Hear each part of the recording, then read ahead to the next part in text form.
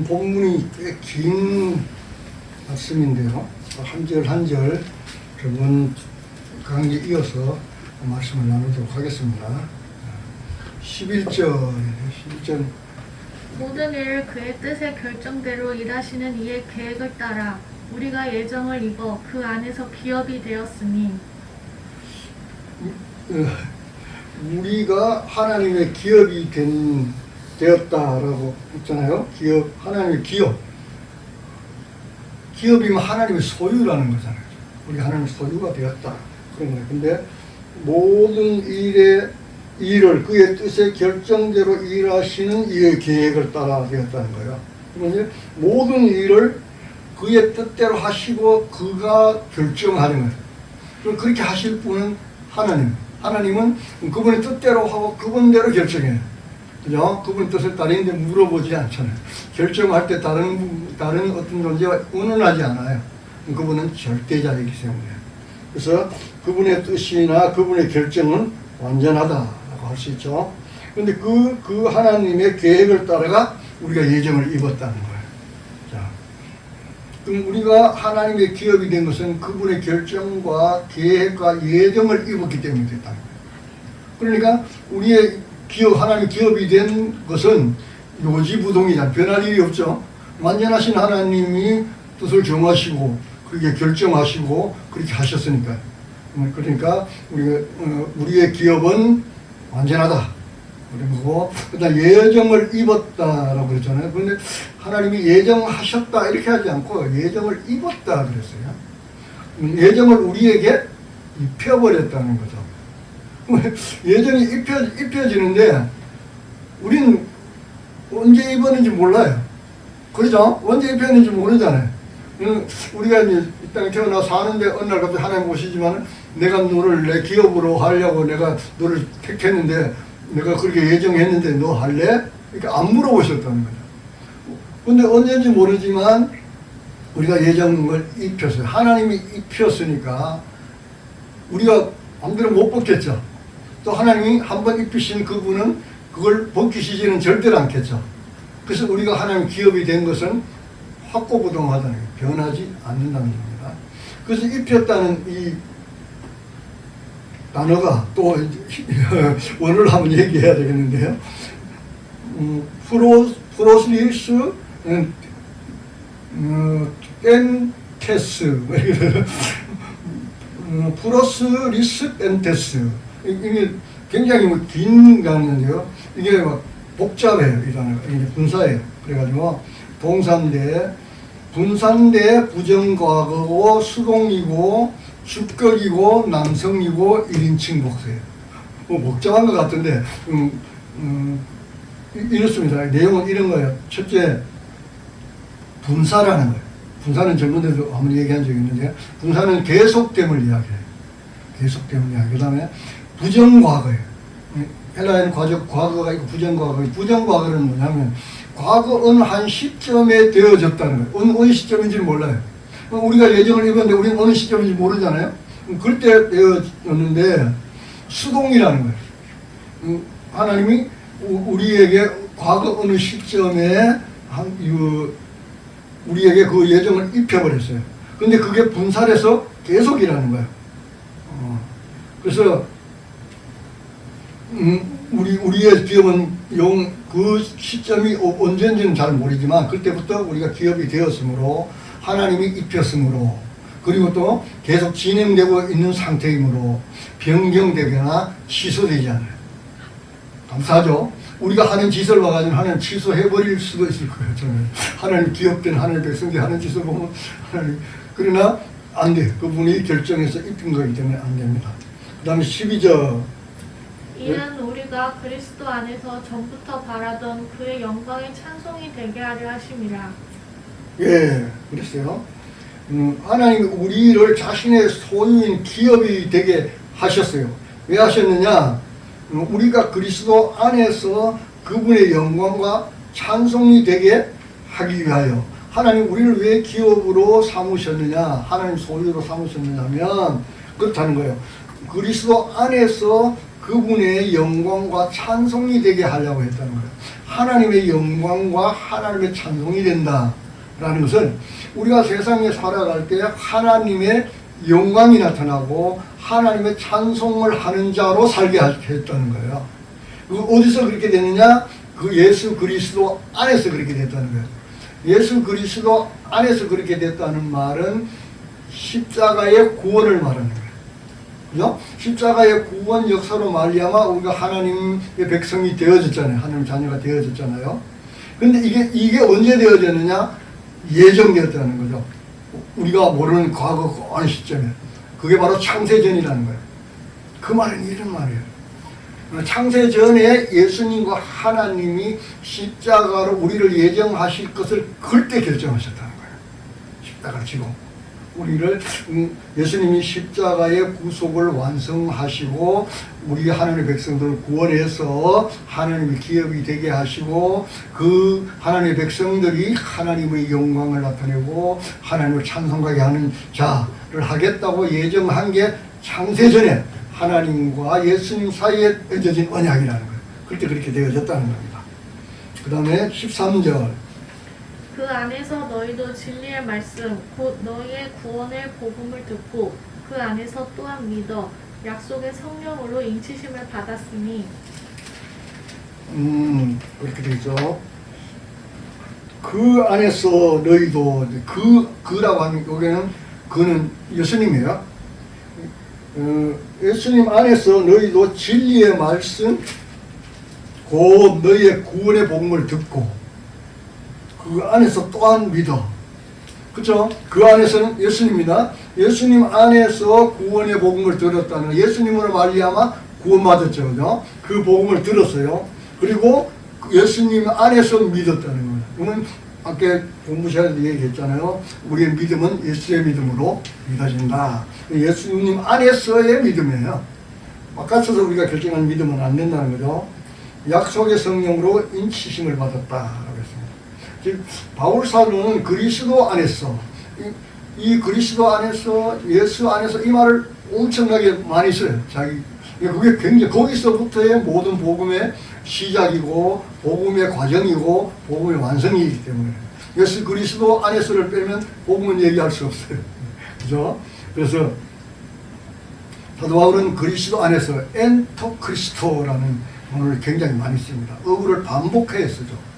우리의 모든 삶은 예수 그리스도 안에서만 가치 있고 의미가 있을 뿐. 그 밖의 삶은 무가치한 사망임을 강조하면서 전제하는 겁니다. 너희들의 모든 삶의 가치와 의미는 예수 안에서만이 가능하다는 거예요. 예수 밖에 나가면 그건 그냥 사망. 삶의 가치는 아무 무의미하다. 그래서 항상 예수 안에서라는 전제를 하고 자기 말씀을 이제 전하는 거예요.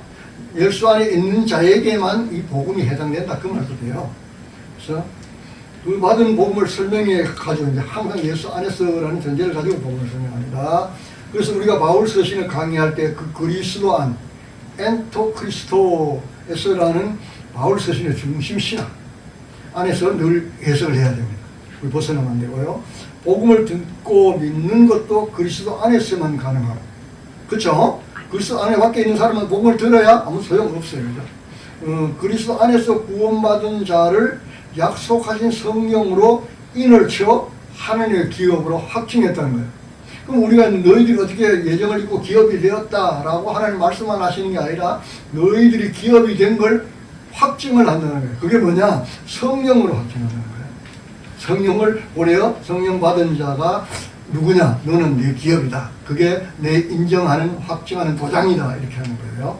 그럼 14절. 이는 우리 기업의 보증이 되사 그 얻으신 것을 속량하시고 그의 영광을 찬송하게 하려 하심이라. 왜 우리를 성령을 보내 인치게 하셨느냐? 라는 그 말이에요. 하나님이 우리의 기업이 보증이 돼서 이는 우리의 기업의 보증이 돼서 누가? 성령님이 왜 인쳤느냐? 우리의 기업, 우리가 하나님 기업이라고 하는 걸 보증하려고. 그 다음에 얻으신 것을 총성량하시고 영광을 찬송하게 하려는 것이다. 우리를 인쳐서 왜 하나님의 기업이 되게 했느냐?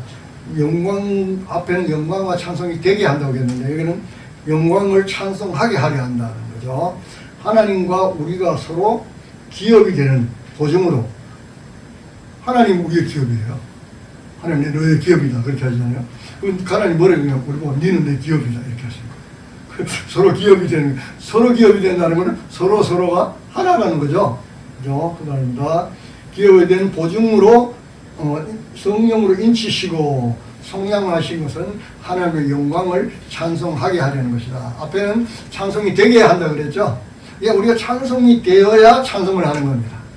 찬송이 되지 않아도 찬송하는 척 노래할 수 있습니다.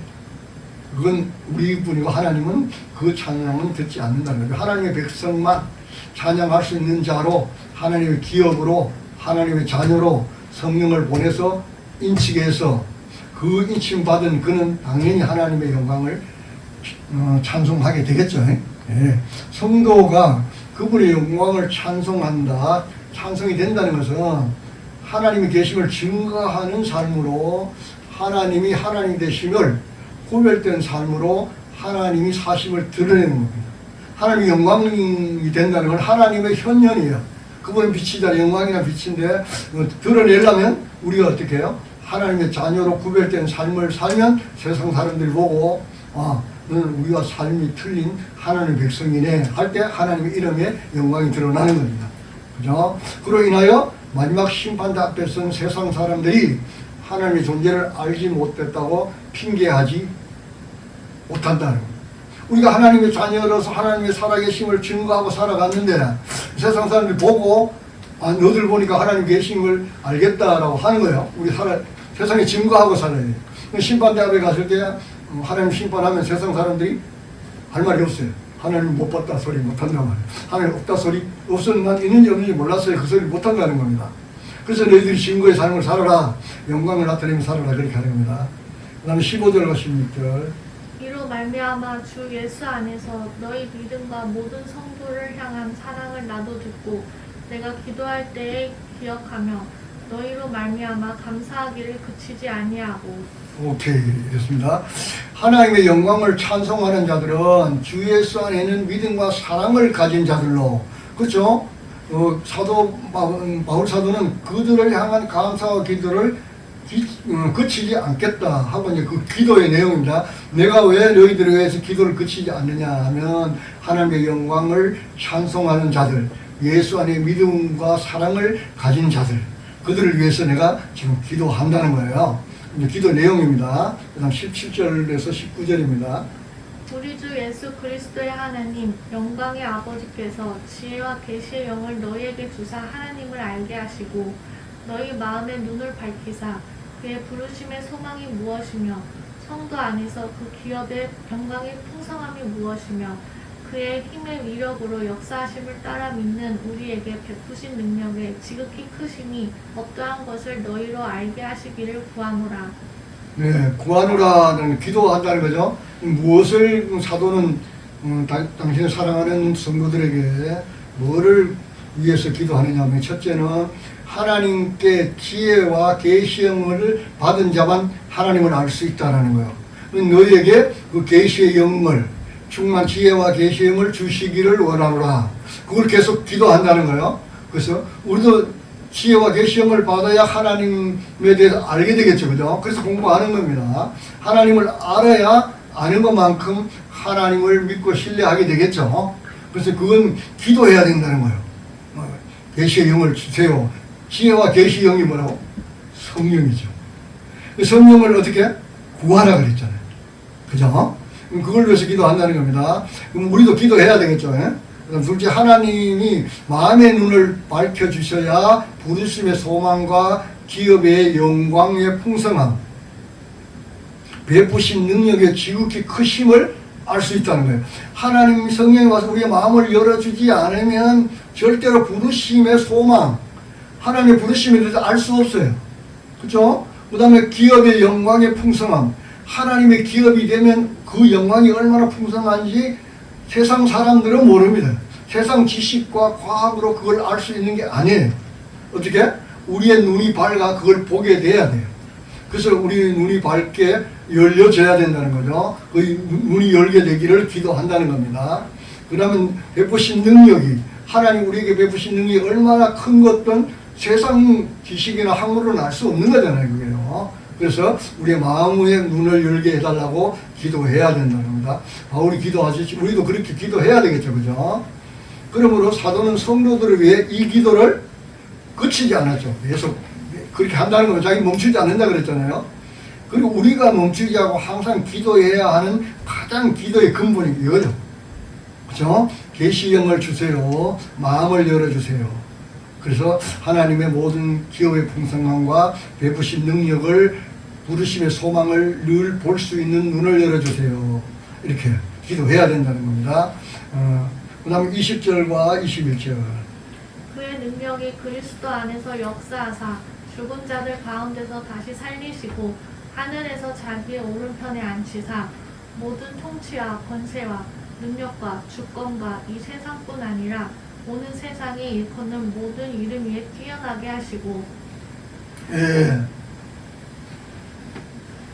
이제 바울 사도 우리가 알기를 원하는 하나님의 베푸신 능력에 관해서 말씀하고 있는데요. 뭘 알기를 원하느냐는 이것 좀 알았으면 좋겠다. 너희들이 성도니까. 그러면서 첫째, 예수 그리스도를 사망에서 부활하사 하나님의 오른편에 앉히셨다.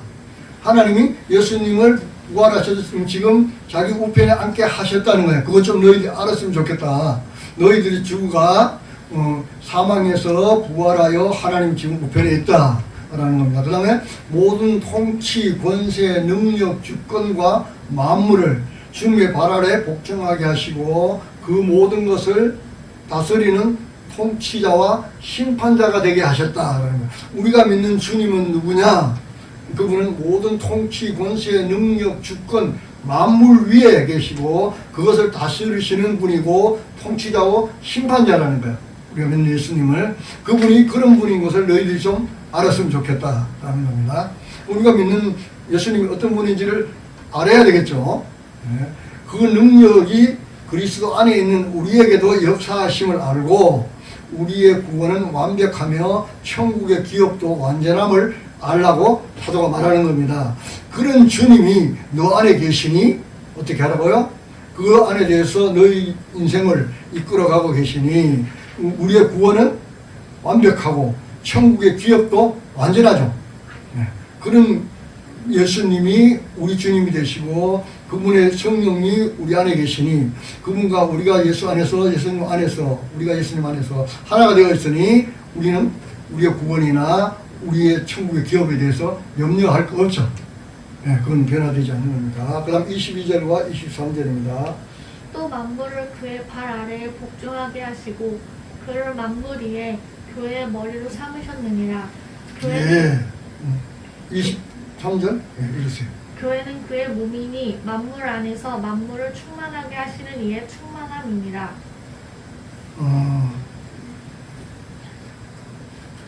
예수 그리스도가 머리 되시는 몸된 교회는 당연히 주님이 가지신 모든 충만함으로 충만하게 되겠죠. 그러니까 예수님 머리고 우리가 그 몸이니까 여기 충만하게 하시는 이여 충만함이니라. 교회는 이렇게 됐잖아요.